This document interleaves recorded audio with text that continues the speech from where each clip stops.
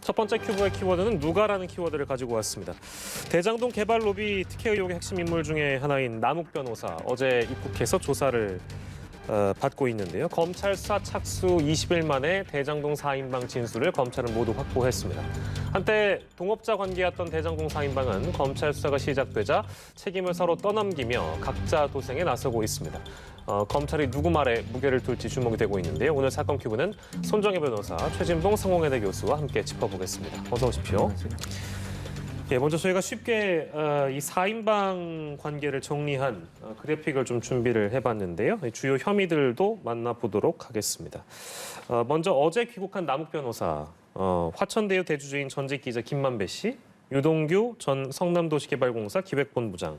이 사람들이 대장동 4인방인 것이고요. 그중에 한 명, 이제 남욱 변호사가 주목을 받고 있는 상황입니다. 오른쪽 아래에 위치해 있는 정영학 회계사는 김만배 씨와 유동규 전 본부장의 대화 녹취록을 검찰에 제출한 인물입니다. 녹취록에 대해서는 저희가 많이 다뤄봤었고요. 남욱 변호사는 2009년부터 정영학 회계사와 대장동 개발 사업에 뛰어든 인물인데요. 대장동 사업 내용 전반을 잘 아는 핵심 인물로 꼽히고 있습니다. 검찰은 또 화천대유 대주주 김만배 씨가 유 전 본부장에게 지급하기로 약속한 대장동 개발 이익의 25% 중 일부를 남 변호사를 통해서 투자금 형식으로 건넨 것으로 의심을 하고 있고요. 유동규 전 본부장은 개발 이익에 대한 환수 조항 삭제 등 어떤 특혜를 제공한 의혹을 받고 있습니다. 검찰은 남욱 변호사를 이런 일련의 과정에서 성남도시개발공사에 수천억 원대의 손해를 입힌 배임 혐의의 공범으로 보고 있고요. 남 변호사가 유 전 본부장이 실소유주로 알려진 유원홀딩스에 35억 원을 왜 송금했는지 그 이유도 확인을 해야 될 부분이겠습니다. 그리고 올해 1월 김만배 씨에게 수표 4억 원을 남 변호사가 받았기 때문에 그 경위와 사용처 등을 역시 캐물어야 될 것이고요.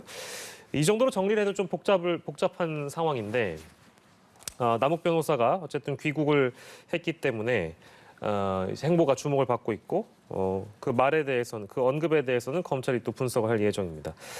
한 언론 인터뷰를 통해서 밝힌 내용을 보면 천화동인 1호의 지분의 절반을 가졌던 그분이 누구냐? 그분에 대한 설명은 이재명 지사가 아니라고 남욱 변호사는 주장을 하고 있고요.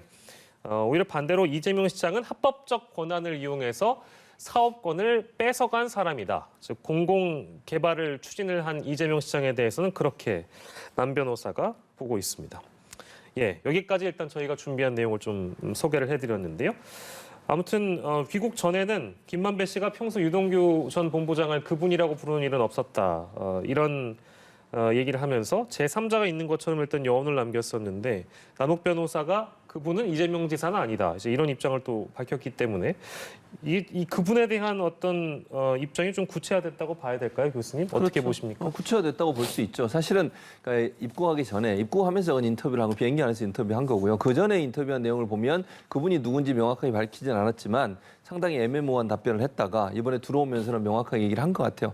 본인이 아마 입장 정리를 한 것 같고 네. 제가 볼 때는 지금 현재 나온 남욱 변호사가 최근에 인터뷰한 내용만 보면 기본적으로 이재명 지사가 얘기하고 있는 모든 내용과 일치하는 부분이 많습니다. 예를 들면 공영개발로 처음에는 민영개발을 하려고 했고 본인한테 남욱 변호사 입장에서는 더 많은 이익이 나는 부분으로 가려고 했는데 지사가 당선되고 나서는 공영개발로 돌아서면서 그 남욱 변호사 말 그대로 제가 얘기해 볼까요? 마탱이가 같다 이런 표현을 썼어요. 그래서 그 말은 무슨 말이냐면 완전히 본인의 의도와 다르게 행동을 바꿨다. 즉 공익적인 개발로 가면서 본인이 예상했던 것보다 훨씬 어렵게 본인을 만들었다는 얘기고 합법적인 방법으로 수차례 접근해서 뭔가 좀 뇌물을 주려고 했는지 모르겠습니다만 그런 말까지는 없지만 뭔가 해보려고 했는데 전혀 통하지 않았다는 얘기까지예요. 그 말은 결국 이재명 지사가 이번 대장동 사건 관련해서 뇌물을 받거나 돈을 받았다는 것은 아니라는 걸 명확하게 얘기했고 본인도 이재명 지사를 선거 때 한 번 봤다 그랬어요. 딱 한 번 선거운동 기간에 봤고 그전에는 만난 적도 없고 그 후에 만난 적도 없다.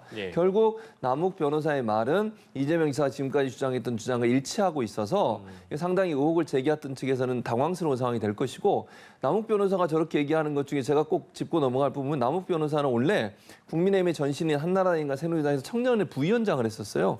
그러니까 이재명 지사에게 유리한 발언할 이유도 없는 상황에서 저런 말을 했기 때문에 예. 저는 더 신빙성이 높아지는 게 아닌가 이런 생각이 듭니다. 예, 남욱 변호사의 검찰 조사 과정에서 어떤 언급들이 나올 것인가. 특히 이제 저희가 첫 질문으로 드린 부분은 그분이 누구인가에 대한 관심이 집중된 상황에서 남욱 변호사가 이제 이런 언급을 내놨기 때문에 검찰 조사에서도 마찬가지 입장을 피력할 것으로 보입니다. 손정희 변호사께서는 어떻게 전망하세요? 그분에 대해서 언론을 상대로는 구체적인 실명을 거론하지 못합니다. 왜냐하면 명예훼손의 문제가 있을 수 있기 때문에 실명을 거론하지 못하지만 검찰이나 이제 경찰 조사 과정에서는 상세히 본인이 아는 것을 적극적으로 협조할 수밖에 없는 것이 수사에 협조하느냐 안 하느냐에 따라서 신병 확보에도 이제 달라질 수 있고 구속영장 발부 여부가 걸려 있을 수도 있기 때문에 아는 사실을 상세하게 소명을 할 것이다라는 점을 이제 주목을 해야 될 것으로 보이고요.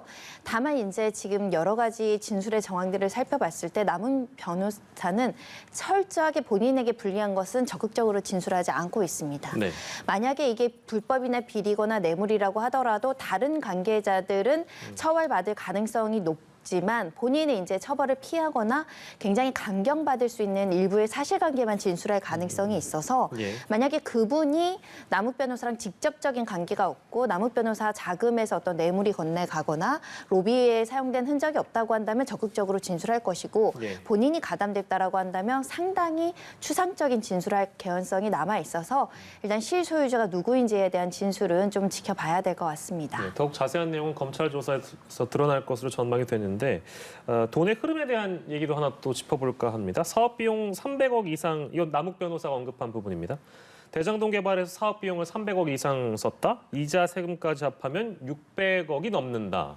그리고 누구한테 돈을 줬는지 그 내역까지 갖고 있다고 주장을 했습니다. 그러니까 자료가 다 있다라고 얘기를 하고 있기 때문에 이제 이런 내용을 밝히고는 어떤 의도로 봐야 될까요? 굉장히 오랫동안 그 방어권 행사 차원에서 자료를 준비하고 사실관계를 정리해왔다라는 게 여실히 드러나는 게 이 발언이라고 보셔야 될 것 같은데 예.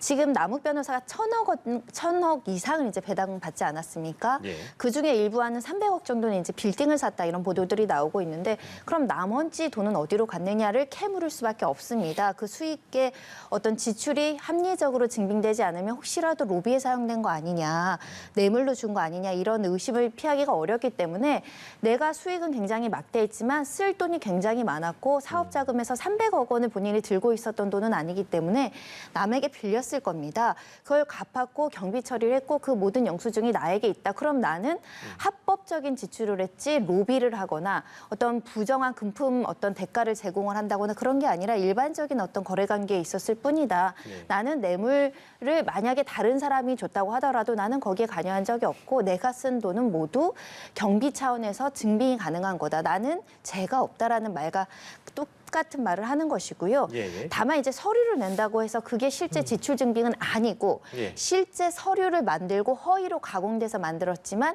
그 현금이나 이런 것들을 빼돌렸을 가능성이 있거든요. 예. 검찰은 그걸 들여다봐야 될 것 같습니다. 예, 알겠습니다. 이 합법적이라는 주장을 하는 그 배경에 대해서도 충분히 이제 설명이 된 것 같습니다. 손정희 변호사님의 설명을 통해서요. 근데 이런 주장을 하는 어떤 배경에는 남욱 변호사가 어느 정도 국내 언론을 통해서 접한 여러 가지 내용들, 특히 이제 세 사람의 나머지 관련자들이죠. 세 사람의 유동규 본부장이라든지 김만배 씨라든지 등등의 어떤 조사 과정을 참고했을 가능성은 없다고 보십니까? 있죠. 그러니까 제가 볼 때는 남욱 변호사 입장에서 본인이 피해를 당하거나 처벌을 받을 수 있는 걸 최소한 줄이려고 하는 거예요. 변호사시잖아요, 저분이. 그럼 법을 잘 알고 있지 않겠습니까? 예. 그럼 최소한 본인에게 불이익을 오거나 본인이 처벌받을 수 있는 부분을 최소화시키고 다른 사람한테 책임을 떠넘기는 모습을 갈 거라고 저는 봐요. 그리고 지금 세 사람의 말이 각각 다르거든요. 정영학, 남욱, 그다음에 김만배. 이 세 사람이 사실은 함께 했는데 예. 서로의 진술을 보면 서로가 서로에게 책임을 떠넘겨요, 대부분. 그러니까 남욱 변호사 입장에서는 합법적으로 사용을 했다고 얘기하는 것은 자기는 불법적인 행동을 한 적은 없다라고 얘기하는 거 아니겠습니까? 예. 그런 부분에 있어서 어느 정도 준비를 했고 오기 전에 아마 한 달 정도의 시간이 있었는데 본인이 미국으로 출발해서 한 달 정도 있다가 지금 들어온 거 아니겠어요? 예. 그 과정에서 변호사들과 상의하면서 본인의 법률적 대응 방안들을 많이 준비했을 거다. 나름대로 본인이 준비한 것들을 준비해서 검찰에 아마 진술했을 것이고 예. 정영학 회계사가 제출했던 녹취록들은 같은 관점에서 봐야 된다고 생각해요. 예. 검찰이 처음에 실수했던 부분 중에 하나가 제가 볼 때는 녹취록의 내용을 따라가면 수사를 했어요. 그게 실수라고 저는 보거든요. 돈의 흐름을 따라가야 되고 녹취록은 신빙성이 있는지 없는지부터 확인해야 되는데 먼저 수사하다가 나중에 문제가 되니까 신빙성을 확인하는 이런 단계로 가다 보니까 문제가 됐고 예. 정의각 회계사 입장에서도 만약에 녹취록을 냈을 때 본인한테 불리한 내용을 제출했겠습니까? 그 부분은 빼고 했겠죠. 이런 부분들에 대해서 세 사람의 의견이 다르고 서로가 책임을 떠넘기는 상황이기 때문에 각각의 말들을 100% 믿지 말고 서로가 충돌되는 지점에 대해서 대질신문이나 이런 방법을 통해서 진실을 찾아내도록 노력을 해야 한다고 봅니다. 예. 그리고 50억 클럽과 관련해서 남욱 변호사가 검찰 조사에서 주장하기를 두 사람 빼고 실제 돈이 전달된 것은 없는 것으로 알고 있다. 이제 이런 취지로 진술했다라는 내용이 전해지고 있어서요. 이거는 이제 로비 의혹을 축소하는 것을 시도하는 거 아니냐. 이제 이런 지적도 있는데 이건 어떻게 봐야 될까요? 뭐 그런 부분도 있을 것 같아요. 50억 클럽에 지금 거론된 게 5명이잖아요. 근데 원래 계획은 7명이었다 이런 얘기까지 나오고 있어요. 예, 예. 근데 본인은 돈만 준비했고 실제 그 전달하고 뭐 계획을 수립한 사람은 김만배 씨다 이렇게 좀 주장을 하고 있거든요. 남욱 변호사가. 네. 그런 상황이기 때문에 본인은 모르고 그냥 돈만 준비했을 뿐이다. 알고만 있다라고 얘기하고 있는 건데 2명만 전달됐다고 지금 얘기하고 있잖아요. 근데 저는 이렇게 생각해요. 지금 뇌물죄 같은 경우에는 주기로 약속한 것도 처벌된다고 알고 있거든요. 그러니까 단순히 돈을 줬다 안 줬다의 문제가 아니에요. 정말 나중에 돈을 주겠다고 약속했다면 그것도 처벌의 대상이 될 수 있어요. 충분히. 네. 그러니까 저 말은 본인이 2명만 돈을 주고 나머지는 돈을 안 줬다고 해서 피해갈 수 있는 상황은 아니라고 보고요. 지금 현재 본인은 돈만 준비했지 실제 일에 관여했지 않았다고 주장을 하지만 김만배 씨의 입장은 또 다를 거라고 저는 예측이 됩니다. 그러면 이 부분도 함께 공유했을 가능성. 예전에 처음에 그 녹취록이나 이런 부분에 보면 세 사람이 같이 얘기하면서 서로 돈을 많이 썼다고 얘기를 해요. 왜냐하면 자기가 돈을 많이 썼다고 해야 같이 내는 돈이 줄어드는 거잖아요. 예. 그 부분에 있어서 얘기하는 녹취록이 있는 걸로 알려지고 있는데 그 말은 서로 나도 얼마를 줬다. 저쪽에서도 얼마를 줬다. 이런 얘기가 나오고 있어서 사실관계는 지금에 나온 녹취록의 문제는 아니면 서로의 각각 상반된 주장만 가지고는 확인하기 어렵다. 예. 저 말을 고지곧대로 믿을 수 있는 상황은 아니라고 봅니다. 예, 알겠습니다. 그리고 구속 여부에 대한 남욱 변호사의 구속 여부에 대한 부분도 짚어보려고 하는데요. 48시간 이내에 구속영장을 청구하지 않으면 석방을 해야 된다고 합니다. 때문에 검찰로서는 어떤 선택을 할 것인가 그것도 주목이 되는데 어떻게 전망하세요, 변호사님? 굉장히 고심하고 있을 것이라고 생각이 드는 게 정영학 회계사랑 비교해봤을 때 정영학 회계사도 핵심 인물이고 만약에 뇌물을 줬다고 공모를 했다면 그 가담했을 가능성이 많은데도 영장 청구를 하지 않고 있지 않습니까? 예. 그거는 검찰의 상당한 양의 증거를 확보하는 수사 협조에 적극적이라는 점이 이제 반영된 것으로 보이는데 네. 지금 남욱 변호사도 애써서 또 미국에서 자진해서 들어왔고 또 관련된 증거들을 얼마나 가지고 있는지는 모르지만 적극적으로 진술하고 있는 상황이기 때문에 예. 정영학 회계사처럼 구속영장을 청구하지 않을지 이 부분 고심할 것으로 보이고요. 두 번째는 구속의 필요성이 상당하다라고 생각해서 청구를 한다고 하더라도 예. 넘어야 될 산이 700억에 대한 대장동 관련해서 이제 뇌물을 주기로 약속했다는 부분이 김만배 씨 사건에서 증거 부족으로 소명이 부족하다라는 부분으로 영장이 기각됐거든요. 예, 예. 그러면 지금 한 며칠 정도밖에 지나지 않았는데 뭐 증거 능력이라든가 증명력이라든가 특히 신뢰할 만한 상황에서 녹음 파일들이 있었는지 여러 가지에 대한 구체적인 정황을 검찰이 얼마나 추가로 이제 보강 수사를 통해서 확보했는지 그게 여전히 소명이 부족하다고 한다면 영장이 또 기각될 염려를 배제하기 어렵거든요. 예.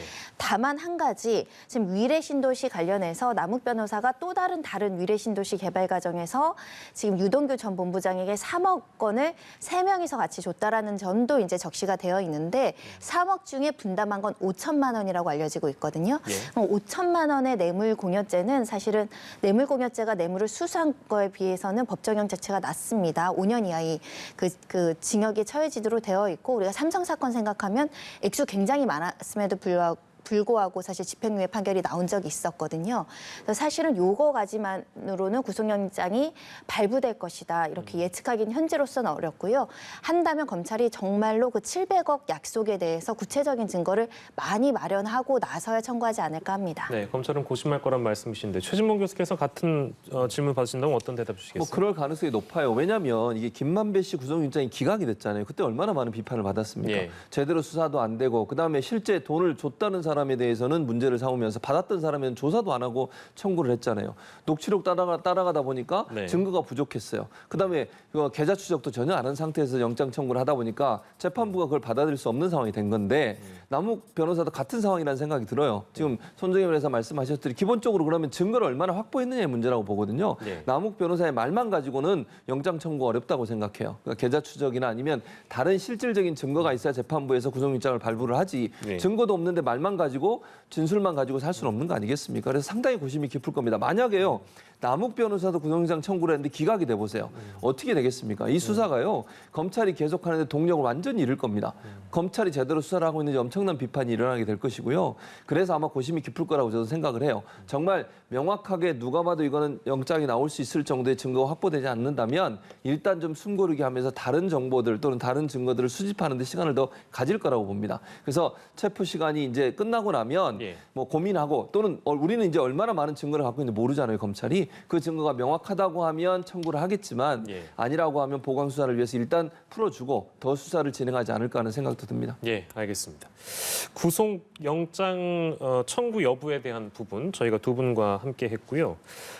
그리고 구속 적부심이라는 게 있습니다. 그러니까 자신이 구속이 된 부분에 대해서 다시금 판단해달라는 것을 청구하는 것인데 4인방 중에 지금 구속이 된 사람은 유동규 전 본부장인데요. 자신의 구속 적법성을 다시 판단해달라. 법원에 구속 적부심을 청구했고 지금 2시부터 열리고 있다고 합니다. 석방될 가능성도 있다고 볼까요? 보세요. 어떻습니까?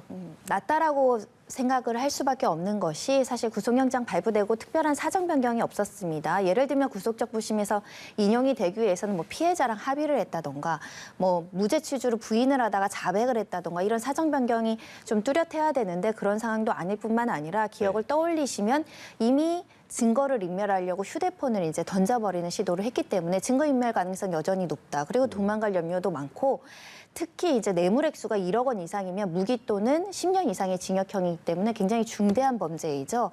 물론 지금 뭐 3억, 5억과 관련해서는 뭐 위자료 취지로 빌린 거다. 이혼 과정에서 재산 분할로 빌린 거다라는 주장을 하고 있지만 네. 이게 합리성을 가지지 않고 있기 때문에 뇌물 액수가 상당히 인정될 가능성이 있고 그렇다고 한다면 구속 수사하는 것이 타당하다라고 판단하실 가능성이 높습니다. 네, 이미 구속이 돼 있는 상황이기 때문에 뭔가 시기적으로 이런 질문 드리는 게 적합하지 않을 수도 있는데 그 휴대폰 던진 거 있잖아요. 그 일만 없었다면 구속되지 않았을 수도 있을까요? 뇌물수수죄 특히 특가법상 뇌물수수죄는 워낙에 법정형이 높기 때문에 예를 들면 5천, 1억 원 이상만 받는다고 하더라도 대부분의 공무원들은 구속영장이 발부돼서 구속수사를 받습니다. 공무원의 신분이라는 점, 더군다나 지금 굉장히 개발이익과 관련해서 배임이냐 횡령이냐 논란이 많은 상황에서 불구속 수사하기는 굉장히 어렵지 않을까 합니다. 네, 알겠습니다. 구속 적부심에 대한 결과도 아마 오늘 알게 되지 않을까 싶고요. 그리고 성남시청을 추가로 검찰이 압수수색했는데 이게 15일과 어제에 이어서 세 번째입니다. 보니까 정보통신과의 서버를 보관 중인데 직원들의 이메일 내역을 추가적으로 확보를 했다고 하네요. 이 배경은 뭐라고 봐야 될까요? 김만배 씨 보강 수사를 지금 진행하고 있다라고 보시면 될 것 같고요. 왜냐하면 지금 성남시청에 들어간 압수수색의 장소를 보면 15일부터 문화재청 발굴 제도과 관련한 자료들과 직원들이 서로 업무적으로 주고받은 이메일들을 지금 가지고 있거든요. 예.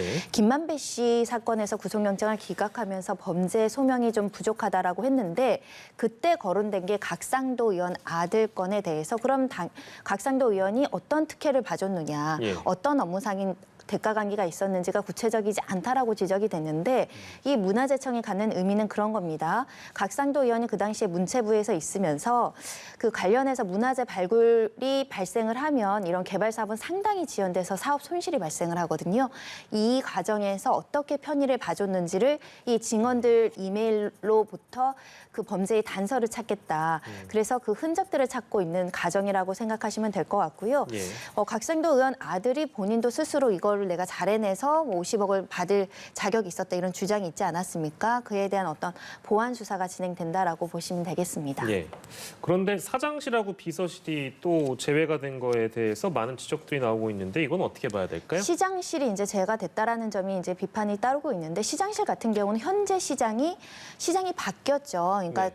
과거의 시장의 사건에 있었던 사건이기 때문에 그 당시 시장실에서 근무했던 자료나 이런 것들은 사실 현재 부존재할 가능성이 있는 것이고 그리고 뚜렷한 어떤 정황이라든가 시장이 개입했다라는 구체적인 물증이나 증거가 없는 상황에서 만연히 압수수색을 하게 되면 오히려 시장 업무를 방해한다라는 측면이 있을 겁니다. 그리고 만약에 시장실 압수수색할 필요성과 관련해서 시장이 결제할 서류를 봐야 된다. 이러면 이제 소명이 그 필요성이 있을 수 있는데 그런 자료들은 모두 다 해당 부서에 가면 다 있거든요. 예. 그러니까 보관하는 장소는 따로 있을 겁니다.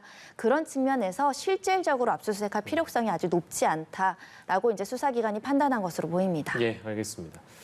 성남시청 압수수색, 세 번째 압수수색에 대한 배경 짚어봤고요. 그리고 또 다른 부동산 관련 의혹도 마지막으로 좀 짚고 저희가 마무리할 텐데 LH 사태와 관련해서요. 직원의 내부 정보 이용을 유죄로 인정한 첫 판결이 나왔는데 이건 어떤 내용입니까? 최재봉 교수님. 지금 말씀하신 것처럼 투기 의혹이 있다는 건 LH 직원이 전북 완주에 있는 개발 예. 사업에 설계를 했던데 관여한 사람이에요. 이 사람이 LH의 내부 직원으로서. 그러니까 결국 LH 직원으로서 근무하면서 내부 정보, 전북 완주 지역의 개발에 대한 내부 정보를 이용해서 그 인근의 땅을 산 것이고요. 그 당시에 가족 명의로 1,000제곱미터 정도의 땅을 샀어요. 예. 당시 가격이 3억 원이었는데 이게 40%가 오릅니다. 거의 절반 이상의 가격이 또 올라요. 그러면 거의 막 1억 5천 정도가 오른 거 아닙니까? 3억에 샀으니까. 그 정도의 돈이 올라서 이 내부 정보를 이용해서 부당하게 이익을 취득했다라고 하는 것이고요. 그것 때문에 이제 LH 직원이 수사를 받았고 재판을 받았는데 예. 이게 지난번에 LH 사건이 일어난 이후에 투기 의혹이 일어난 이후에 7개월 만이에요. 7개월 만에 첫 번째 재판이었고요. 이 재판에서 1년 6개월의 징역을 선고받았고 예. 이건 결국 이제 앞으로 부동산 투기 사건 재판에 적지 않은 영향을 미칠 가능성이 있습니다. 네. 그러니까 이 정도라고 하면 앞으로 이보다 더 많은 돈을 이익을 취했던 사람들이나 LH 직원들 중에 이런 내부 정보를 이용해서 부당 이익을 취한 사람이 있지 않겠어요? 이 사람들에 대해서는 엄벌에 처할 가능성이 있다. 예. 그런 부분들이 사실 국민적 공분을 반영했다고 하는 부분도 법원에서 일정 부분 인정한 것 같고 예. 또 LH라는 특수한 현장에서 일하는 사람이 그 내부 정보를 이용해서 부당한 이익을 취한 것은 국민적으로 상당히 붕괴할 수밖에 없는 사안이라는 점을 강조하면서 이런 판결이 나오지 않나 이런 생각이 듭니다. 네, 유사한 어떤 사건들이 앞으로도 있다면 충분히 영향을 줄 수 있는 판결이다라고 짚어주셨는데 이 판결이 시사하는 바 마지막으로 손정혜 변호사께 드리고 어떤 의미가 있다고 봐야 될까요? 사실 그 기소된 게 부패방지법 위반인데요. 부패방지법이라는 법률은 있었지만 실질적으로 공무원 사회에서 공무원이 이걸로 기소되는 전례들이 많지가 않았습니다. 그만큼 내부 정보를 활용해서 사적인 이익을 추구하는 공무원 사회에 우리가 제대로 된 제재를 하지 못하고 있었다. 하지만 이번 사건을 계기로 공직사회에 가지고 있는 경각심이 굉장히 높아져야 될 것이고 예. 공직에 있다 보면 사실 각종의 정보를 취합할 수 있거든요. 그거를 활용해서 사적 이익을 도모하게 되면 실형도 불가피하다라는 의미를 가지고 있기 때문에 매우 의미 있는 판결이 되겠습니다. 네, 알겠습니다. 오늘 사건 큐브는 두 분과 함께했습니다. 손정혜 변호사, 최진봉 성공회대 교수와 이 시간 함께했습니다. 고생하셨습니다.